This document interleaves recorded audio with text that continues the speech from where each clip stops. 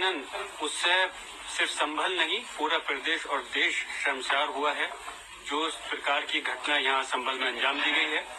और ये हकीकत है कि संभल अति संवेदनशील जगह रही है और यहाँ पर पहले जरूर आपस में लोगों का इख्तलाफ था, झगड़े थे, लेकिन ये भी एक हकीकत है कि 29 साल से यहाँ पे कोई हिंदू मुसलमान का कोई फसाद नहीं हुआ। लोग सुकून से रह रहे हैं, इस सुकून को आग लगाई गई है और ये भी सच है हमारे 5 लोगों की जान ली गई है। हमने उसकी आवाज को हमारे नेता माननीय राष्ट्रीय अध्यक्ष अखिलेश यादव जी और पूरी पार्टी ने, हमने संसद के अंदर दोनों सदनों में हमारे प्रोफेसर रामगोपाल यादव जी ने, सब लोगों ने मिलकर माननीय सांसद जी ने उठाया और विधानसभा के अंदर जो अभी आपके सामने हमारे माननीय विपक्ष के नेता माते प्रसाद पांडे जी और अभी विधान परिषद के हमारे नेताजी बोल रहे थे, पूरी मजबूती से संभल के लोगों की हक की आवाज के लिए उठाने का काम किया। हम लोग सिर्फ ये चाहते हैं, अफसोस इस बात का है कि हमारी लोगों की हत्या हुई और हमारे लोग ही के खिलाफ मुकदमा दर्ज किया गया। ये कैसा इंसाफ है? लेकिन हम संविधान पर यकीन करते हैं और इस संविधान को मानते हैं और हमारा न्यायालय पर पूरा भरोसा कायम है। हमें उम्मीद है कि अगर हमें पुलिस प्रशासन से, शासन से अगर हमें इंसाफ नहीं मिलेगा तो न्यायालय से हमें इंसाफ जरूर मिलेगा। उसकी लड़ाई हमने संसद के अंदर और विधानसभा में मजबूती से लड़ी है और इंशाल्लाह हम पूरी कोशिश करते हैं कि उसका भले ही खामियाजा मुझे भी भुगतना पड़ा कि मेरे खिलाफ भी मुकदमा, मेरे वालिद साहब के खिलाफ मुकदमा, हमारे विधायक जी उनके बेटे के खिलाफ मुकदमा लिखना एक ये चीज जाहिर करता है कि पुलिस और प्रशासन अपनी जो नाकामी है या जो करतूत है उसको छुपाने के लिए इस प्रकार की ये चीजें करी गई हैं और हम चाहते हैं कि हमारे लोगों को इंसाफ मिलना चाहिए, वो भी इस देश के नागरिक हैं।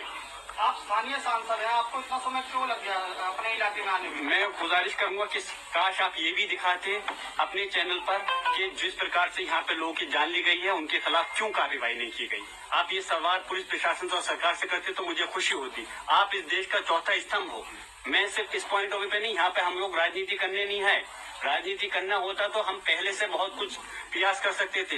माननीय राष्ट्रीय अध्यक्ष अखिलेश यादव जी ने पहले ही डेलीगेशन बनाया था, शायद आप लोगों को मालूम होगा, हमने 3 बार प्रयास किया आने का, लेकिन हमको रोक दिया गया। पहला प्रयास किया तो 3 दिन की माननीय माता प्रसाद पांडे जी ने कहा था 3 दिन की कही डीजीपी जो उत्तर प्रदेश है कि 3 दिन के बाद चले आइए। फिर हमने फिर से राष्ट्रीय अध्यक्ष जी ने एक डेलीगेशन बनाया, फिर आने का प्रयास किया तो हम लोगों को लखनऊ, दिल्ली, जगह जगह मुख्तलिफ जगह पर रोक दिया गया। हम लगातार प्रयास कर रहे थे आने का, लेकिन अफसोस है मैं यहाँ का सांसद हूँ, यहाँ का सांसद होने के साथ साथ मैं यहाँ का निवासी भी हूँ। मुझे भी आने के लिए क्यों रोका गया? मैं अपने लोगों के दुख में, दर्द में शरीक होना चाहता था, मैं उनके गम में शरीक होना चाहता था, उनकी परेशानी को समझ कर करके मैं चाहता था उनको इंसाफ मिल सके, लेकिन अफसोस है यहाँ आने नहीं दिया गया। लेकिन खैर कोई बात नहीं, आज हम हाजिर हुए हैं और हम और हमारी पूरी पार्टी चाहती है कि संभल के लोगों को इंसाफ मिलना चाहिए। जो उनके साथ ज्यादती हुई है, जो जुल्म हुआ है, उसके खिलाफ आवाज उठनी चाहिए। जिया, जब पुलिस ये कह रही हो कि खुद ही आपस में मर गए लोग, गोली मार दी आपस में, आपको क्या लग रहा है कि वाकई? अफसोस है कि पुलिस की तरफ से ऐसी इस प्रकार की बातें आना जिसका कि औचित्य कोई मतलब नहीं बनता। मैं आपसे पूछ रहा हूँ, अगर इस बात को आप लोग सच मान सकते हैं तो मैं ठीक है इस बात को भी सच मान लूंगा कि लोगों की आपस की गोली से मृत्यु हुई। अगर मैं कहूँ कि पुलिस के 2 थानों के बीच में आपस में लड़ाई चल रही थी किसी चीज को लेकर तो उनकी गोली हमारे लोगों को लग गई, तो अगर आप इसको सच मान सकते हैं तो उसको भी मान लीजिए। कोई औचित्य नहीं, जिसका हाथ पांव नहीं, इस प्रकार की अनावश्यक बात करना और ऐसी पुलिस प्रशासन, बहुत अफसोस की बात है। और मैं कह रहा हूँ, मुझे ये बताइए कि पुलिस प्रशासन ने यहाँ पर हमारे लोगों के हाथ में पत्थर तो दिखाए कि जो पत्थर चला रहे हैं, क्या एक भी व्यक्ति के हाथ में ये दिखाया किसी के हाथ में कोई असला था? कोई वीडियो दिखाई? उनके तो ड्रोन कैमरे भी चल रहे थे, क्योंकि हमारे लोगों ने कोई तैयारी नहीं थी, सिर्फ वो वहां पर गए थे इसलिए कि क्यों दोबारा से सर्वे किया जा रहा है, इस चीज को जानना चाहते थे। उसके एवज में उनको पता नहीं था कि इस प्रकार का हमला उन लोगों के ऊपर, जो निहत्थे लोग वहां गए थे, ऐसी कार्रवाई हो जाएगी और हमारे 5 लोगों की जान ले ली जाएगी। जान तो सिर्फ 5 लोगों की गई है, लेकिन घायल 2 दर्जन से ज्यादा लोग घायल हैं जिनके ऊपर वो हुआ है। अफसोस है कि जैसे अभी हमारे लाल बिहारी साहब, हमारे नेता प्रतिपक्ष विधान परिषद ने कहा कि उन्हीं के गोली लगी और कोई मुकदमा अभी तक नहीं। कैसे हम लोग कह रहे हैं, जो लोग मुलजिम हैं, जिनके हम उंगली उठा रहे हैं कि उन्होंने गोली चलाई है, हम कैसे उम्मीद करें कि हमें इंसाफ मिलेगा? लेकिन हम फिर से मैं कहता हूँ, हमें इस देश के संविधान पर, न्यायालय पर भरोसा है, हमें उम्मीद है कोर्ट से इंसाफ हमें जरूर मिलेगा। आप जो FIR है उनको लेकर क्या कहेंगे? बिजली चोरी की भी FIR है, हिंसा को लेकर भी FIR है। कल को ये भी कह सकते हैं कि पुलिस का डंडा खो गया तो उन्होंने सांसद जी ने चुरा लिया। कल को ये भी कह सकते हैं कि क्या कहते हैं मीडिया का कोई कैमरा चोरी हो गया तो सांसद जी ने चुरा लिया। इन लोगों से कोई भी ये सिर्फ और सिर्फ इस प्रकार के जो काम कर रहे हैं अपनी नाकामी को छुपाने के लिए इस टाइप की चीजों कर रहे हैं। अफसोस है, मैं पूछना चाहता हूँ, मैं यहाँ का नागरिक होने के साथ सांसद हूँ, इस जनता का प्रतिनिधि हूँ। अगर जनता ने मुझे चुन करके भेजा है, अगर मैं उनके हो रहे जुल्म की आवाज मैं नहीं उठाऊंगा तो कौन उठाएगा? मेरा मकसद ये नहीं है कि सिर्फ मेरे लोगों पर जुल्म हो और मैं इनसे पुलिस प्रशासन से सौदा करके मैं खामोश बैठ जाऊं। मेरा फर्ज बनता है, लोगों ने मुझे जो वोट दिया है इसलिए दिया है कि उनके गम में दुख में शरीक हो सकूं, उनके ऊपर हो रही परेशानियों के लिए आगे उनकी मदद कर सकूं।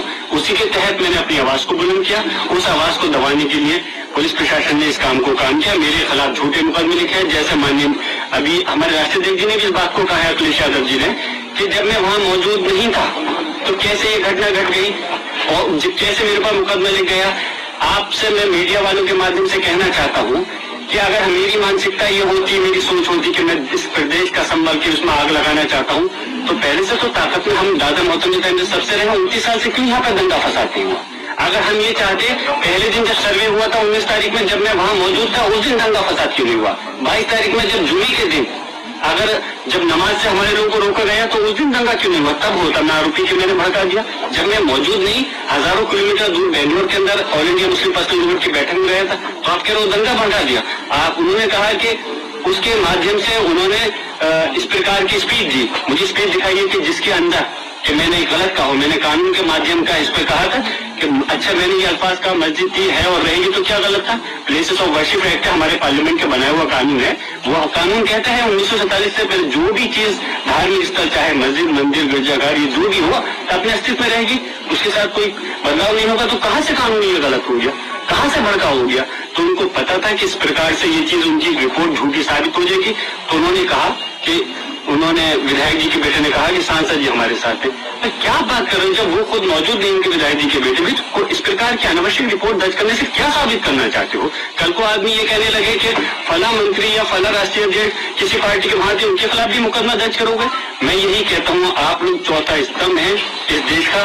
लोग विश्वास आप मीडिया पे आदि करते हैं, लेकिन जिस प्रकार की कुछ रिपोर्ट है, कुछ